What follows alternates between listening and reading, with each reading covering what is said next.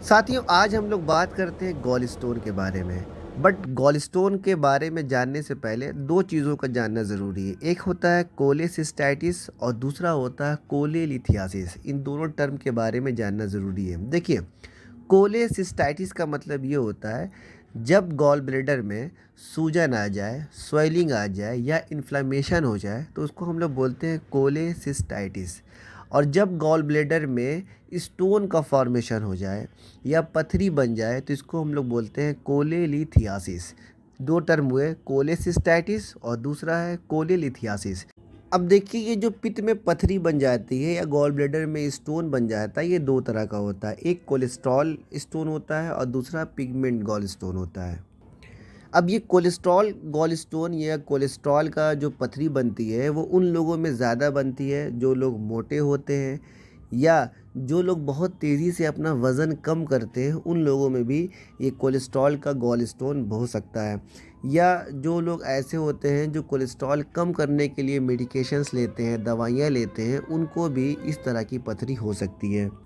और ये जो पिगमेंट का गॉल स्टोन होता है, ये उन लोगों में होता है जिनको क्रोनिक हीमोलिसिस होती है, यानी या ये कह लें कि जिनको हीमोलिटिक एनीमिया होता है, उनके में ये पिगमेंट का गॉल स्टोन बनने का खतरा ज़्यादा होता है।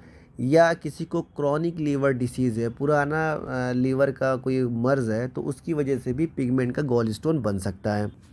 देखिए, एक चीज़ याद रखिए, 5F है ना, यानी 5F।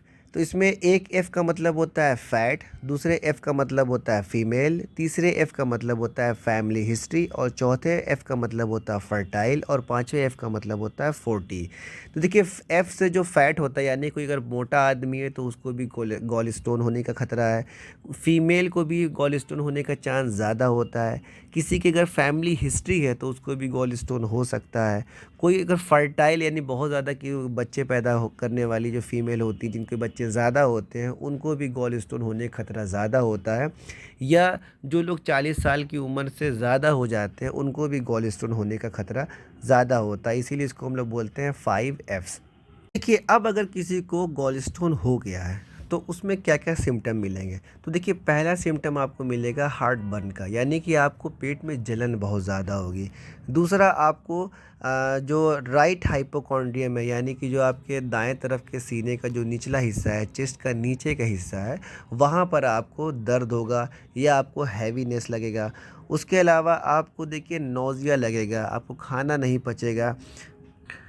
उसके अलावा जब आप जहाँ पे ये लीवर होता है वहाँ पर अगर आप दबा दें कस के, और दबाने के बाद जब आप तेज़ी से सांस या गहरी सांस लेना चाहेंगे तो आप गहरी सांस नहीं ले पाएंगे। उसके अलावा अगर ये गॉल स्टोन जाकर कॉमन बाइल डक्ट में फंस गया तो फिर आपको जॉइंटिस हो सकती है। तो अगर आपको शक होता है कि कहीं गॉल स्टोन तो नहीं हो गया तो उसके लिए कुछ जांचें करा सकते हैं, टेस्ट करा सकते हैं। तो सबसे अच्छा टेस्ट जो होता है वो अल्ट्रासाउंड का होता है। अल्ट्रासाउंड में ये दिख जाता है आमतौर से कि गॉल स्टोन है कि नहीं है।